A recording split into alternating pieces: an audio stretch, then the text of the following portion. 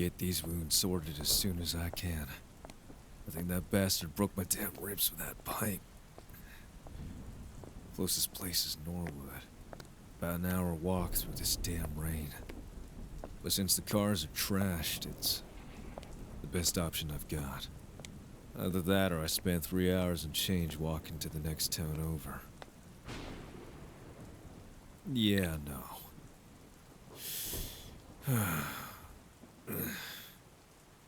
Guess I better get to stepping. God, this is gonna suck. Well, no point in complaining about it. Come on, Christensen. Think back to when you were a younger man. More spry and... so full of energy. Just one step at a time. One foot in front of the other.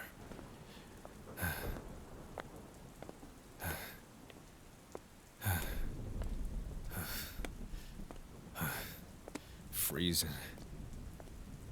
If the storm would let up for just even a little bit, that'd be very, very much appreciated. Can kinda see Norwood's lights from here already. See, Christensen? Not that bad. Just a few more minutes and we can reorient ourselves a bit. God, I need some dry clothes. I can barely see with all this rain. Where is it? Ah, there. Clinic. And it's open too. Nice. Whew, finally. Some warmth. As expected. Empty as all the other places tonight. Whew. Wonder if the cultists I ran into have anything to do with that. Wouldn't be too surprised, but that doesn't fit how these guys normally operate. They like to lay low, carry out their shit under the radar as much as possible. To capture a whole town, even a tiny one like Norwood, it'd be unheard of, even by bigger, more renowned cults. And it means something terrible. That they're organizing. Ugh, fuck. Getting ahead of myself. Need to bandage my hands. Got some glass in them after crawling out of that car earlier. Seeing as the doc's not in, I'll need to get these poor ribs checked out later. Don't know where he went, but I'll leave however much these should be worth on a counter. Seems as good a place as any. Sorry about the soaked money, Doc. Promise. It'll be dry next time. If there is a next time. Alright. Now let's get that glass.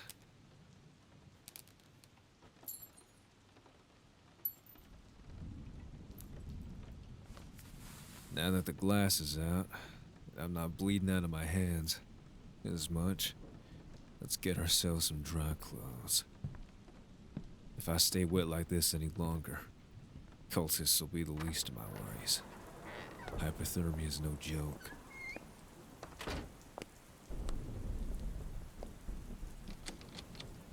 This one's closed. Oh, but I need something, and I need it now.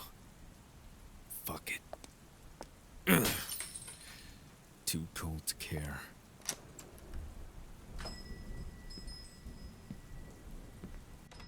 Now, what have we got here? Leather jacket. Bit small, but it'll do. A shirt. Pair of jeans. Pack of boxers.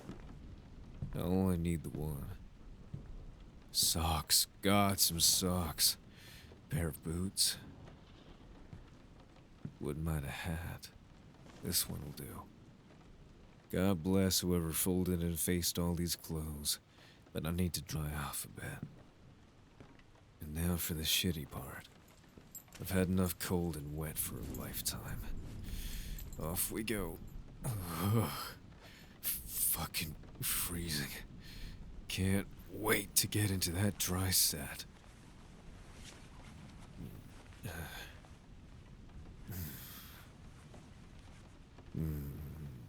Much better. Much, much better. Never thought I'd be so happy to put on a pair of dry socks before. Alright, before I forget. Got a few items here. I'll just leave behind...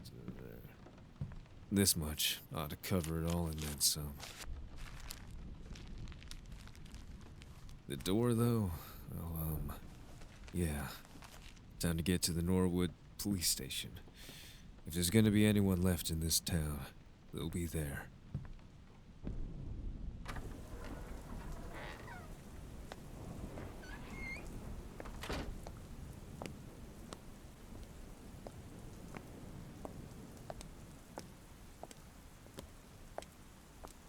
Haven't been here in a long time.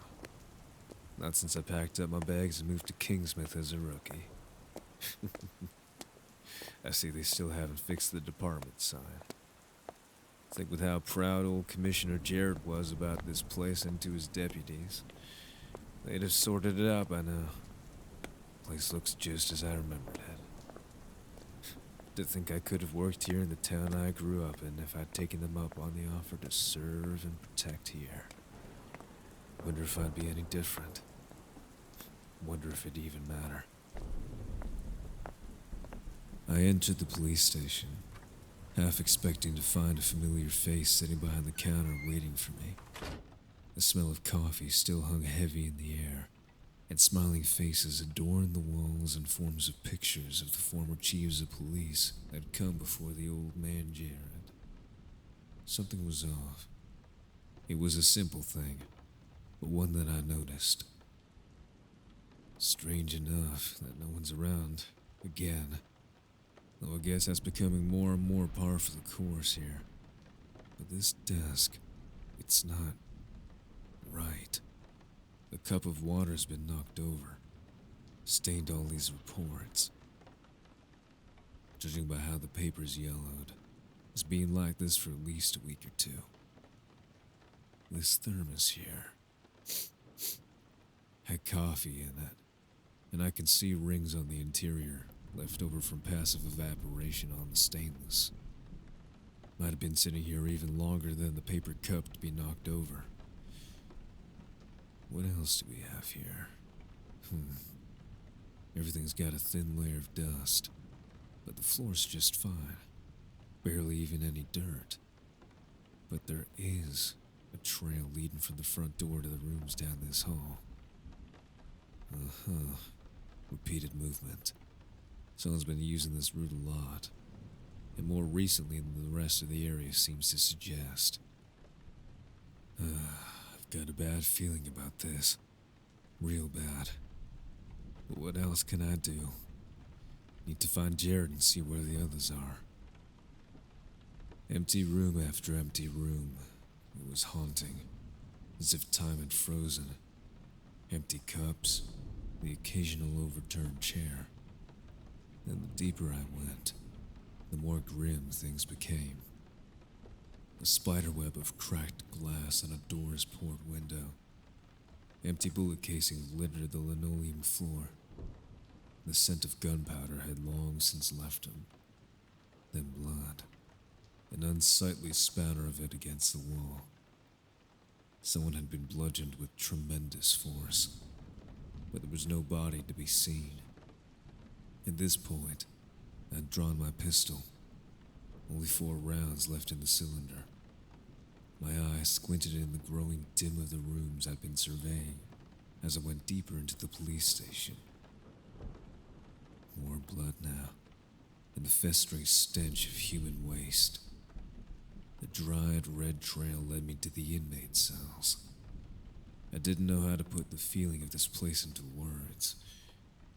It was heavy, dark. The air itself was bitter and dreadful. I made it to the holding cells behind a single door.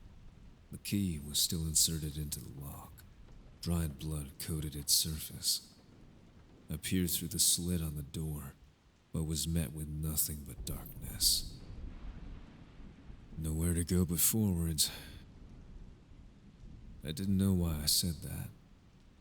I didn't even know who I was talking to. But I steeled myself and turned the key, pushing the door open, half expecting what could have been another vision. But there was nothing. Just that rank smell, the cold air, the darkness. I flipped on the room lights and grimaced, nearly tripping over a dog bowl on my step backwards. Damn it. Oh, you poor bastards. I looked around for the cell keys, but they were nowhere to be seen. Within the cramped cells were dozens of people, mostly nude, with some scantily clad in filthy rags. Many of them were already dead, their gums receding, skin desiccating as the rotting flesh festered. All around were dog bowls, many filled with an indescribable, nondescript slop. I could only surmise it to be dog food. I'd hoped that it was dog food. It could have been anything, but it was hard to discern any particular scent over the stench assaulting my nose. I made my way past cell after cell, peering down at the mostly despondent, unresponsive bodies, whose eyes gazelessly followed my footsteps, bloodshot, lifeless. I heard soft breaths from the last cell. My pistol held tight in my hand as I peered between the bars. A single eye met my gaze, a familiar one.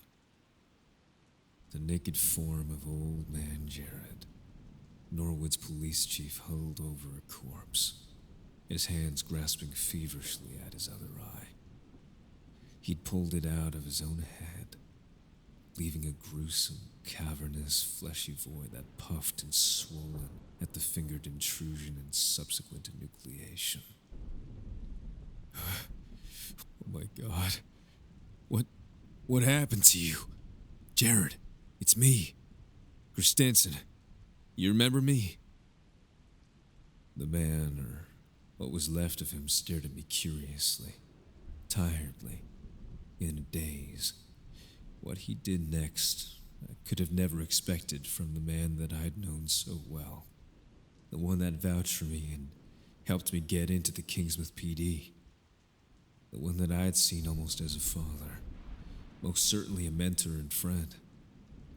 He raised the mutilated eye to his lips, and with a sickening gusto slurped down the whole thing as one would an oyster. I recoiled at the sight and turned to leave. I couldn't bear to see it. I turned back again with half a mind to put him out of his misery. Seeing him for just another moment, seeing him in that state, helped me find my resolve. There was no coming back from this. I raised the barrel of my gun and directed the muzzle towards old man Jared's head. A single shot rang out in that room, deafening my ears. I closed my eyes and left that horrible room. Following this, I took a hunting rifle and some more rounds from my revolver from the department's armory, before grabbing a key to one of the squad cars. I got in, turning the ignition, and began the long drive back to Kingsmouth, passing by the 2 dead bodies I had left lying on the road by those wrecks. During the drive, I had some time to think. There was much to ponder, even more to plan. Norwood needed to be investigated, so Kingsmouth PD would need to be my first stop. Then while I was there, I could see what the lab had come up with in regards to that necklace. Once business was wrapped up at Kingsmouth, I could start investigating the antique store and auction house in Kingsmouth Central. Even through all this stress, all I could think of is how much I liked that little break I had. Sad my vacation was cut short, but I'm grateful being back on the case. I feel as if this whole deal with the cultists, the necklace, the voices and visions, they're a part of me now. A part that I want to properly investigate and understand. But one step at a time. Kingsmouth, here I come.